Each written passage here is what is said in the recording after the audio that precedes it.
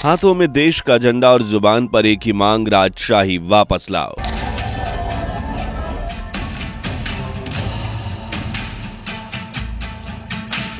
अपनी स्क्रीन पर आप जो तस्वीरें देख रहे हैं, योगी आदित्यनाथ का पोस्टर देख रहे हैं, आप भी यही सोच रहे होंगे कि यह भारत के उत्तर प्रदेश या किसी अन्य राज्य शहर का नजारा है। तो एक मिनट ठहर जाइए, क्योंकि ये रैली भारत नहीं बल्कि भारत के पड़ोसी मुल्क नेपाल की है। जी हाँ, नेपाल, जहां लोगों के हुजूम के बीच योगी आदित्यनाथ के पोस्टर ने हर किसी का ध्यान अपनी ओर खींच लिया। ये जहां राजशाही वापसी की मांग को लेकर रविवार 9 मार्च को लोगों की भारी भीड़ सड़कों पर उतर आई। तो क्या नेपाल फिर से हिंदू राष्ट्र बनने वाला है?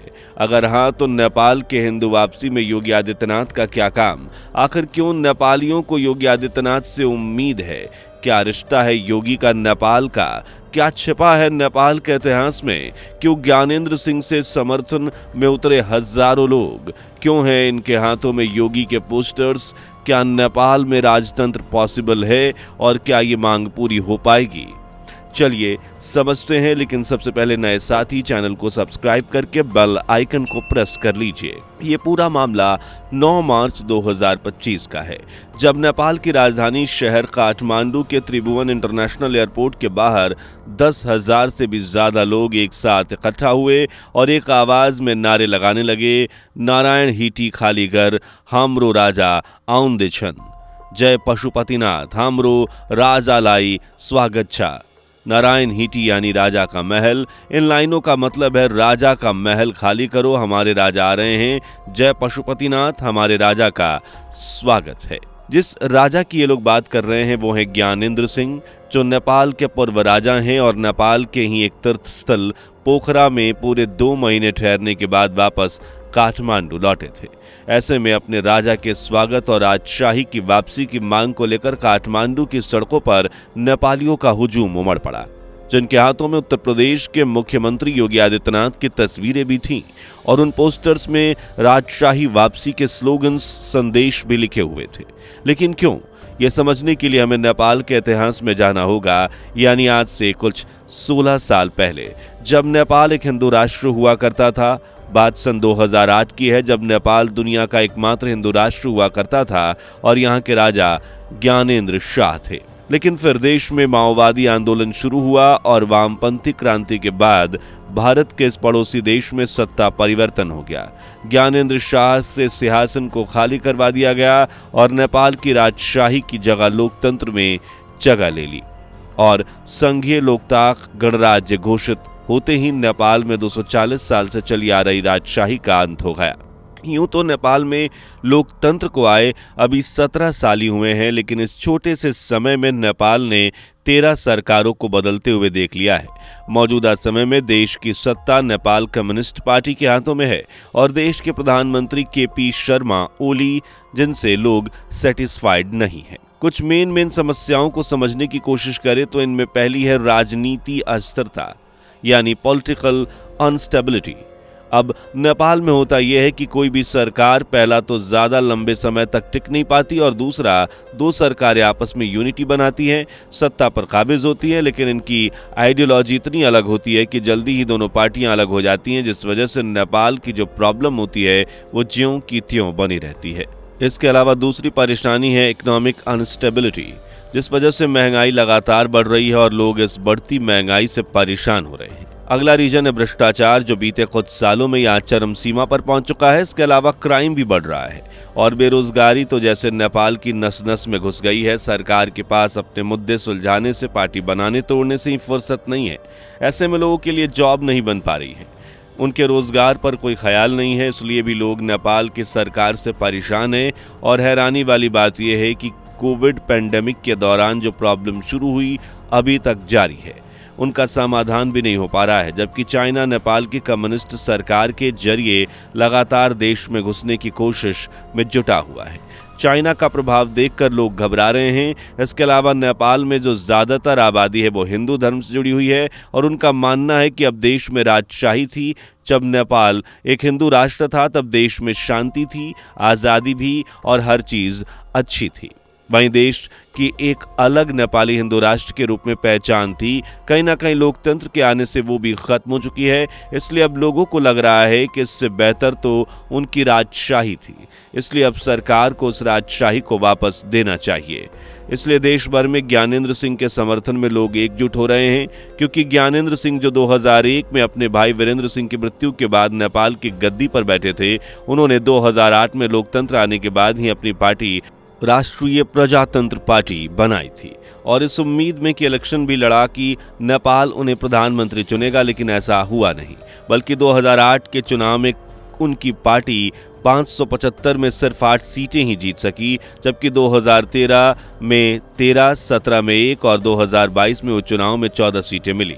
लेकिन इस बार नेपालियों ने ठान लिया कि अब वो नेपाल को एक बार फिर हिंदू राष्ट्र बनाकर ही दम लेंगे और लोकतंत्र को हटाकर राजतंत्र पर लेकर ही आएंगे। बहुत जल्द ही राजा जो है राजतंत्र यहाँ नेपाल में जरूरी है और आएगा भी। राष्ट्र अगर नेपाल में आएंगे तो हिंदू राज्य भी कायम रहेगा। ये हिंदुत्व के लिए एक नेपाल ही नहीं, पूरी दुनिया में सब हिंदूवादी सब लोग सामने आएंगे।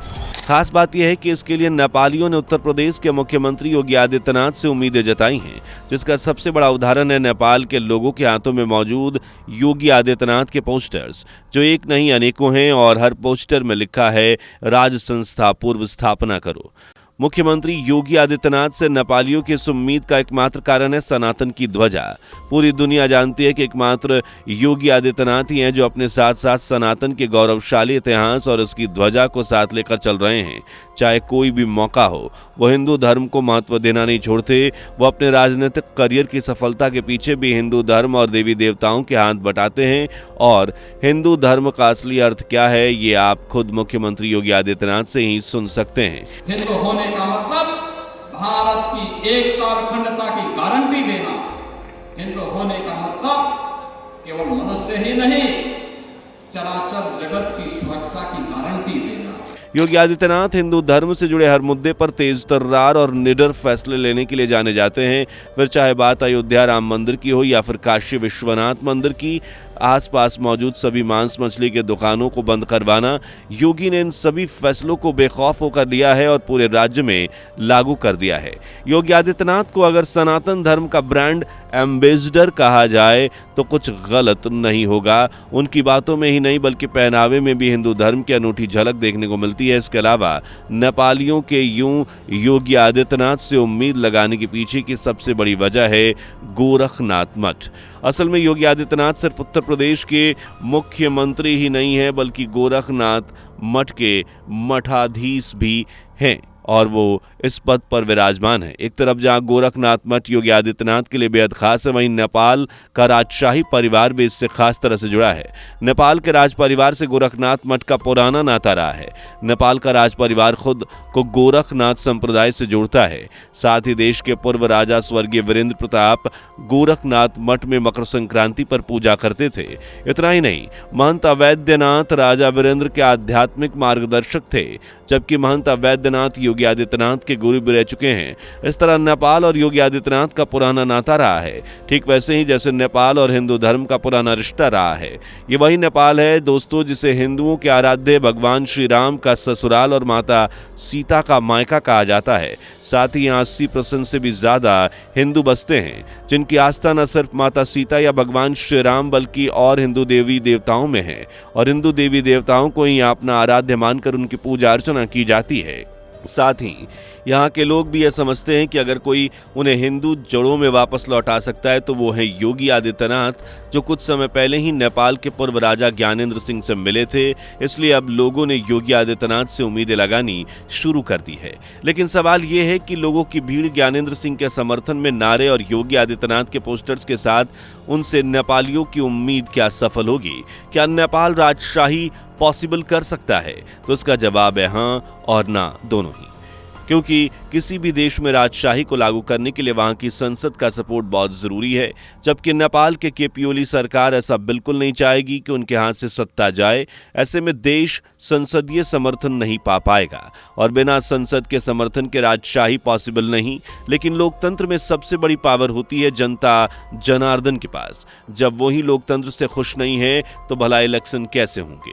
जो वो राजतंत्र के पक्ष में है तो भला सरकार क्या ही कर पाएगी। इसलिए हो सकता है कि राजशाही वापस आए, लेकिन वहीं एक्सपर्ट इस बारे में कहते हैं कि नेपाल के लोग लोकतंत्र से नहीं बल्कि यहाँ की सरकार से नाराज हैं। ऐसे में मान लो अगर राजतंत्र आ गया तो देश को राजा मिल जाएगा, लेकिन उनके फैसले भी लोगों को अगर संतुष्ट नहीं कर पाए तो क्या लोग फिर से लोकतंत्र की मांग करेंगे? शायद नहीं। इसलिए यह कहना कि राजतंत्र आने से नेपाल के हालात बदल जाएंगे थोड़ा अटपटा है। अब इस मुद्दे पर आपकी राय क्या है? कमेंट में जरूर बताएं। वीडियो पसंद आई हो तो लाइक शेयर करके चैनल को सब्सक्राइब करें और बेल आइकन को प्रेस करना ना भूलें। मिलते हैं अगली वीडियो में, तब तक के लिए धन्यवाद। दोस्तों, आपकी स्क्रीन पर 2 और वीडियो दिख रही हैं, जिसे देखने के लिए आप स्क्रीन पर क्लिक करें। दोनों देखिएगा, बहुत अच्छी वीडियो बनी है।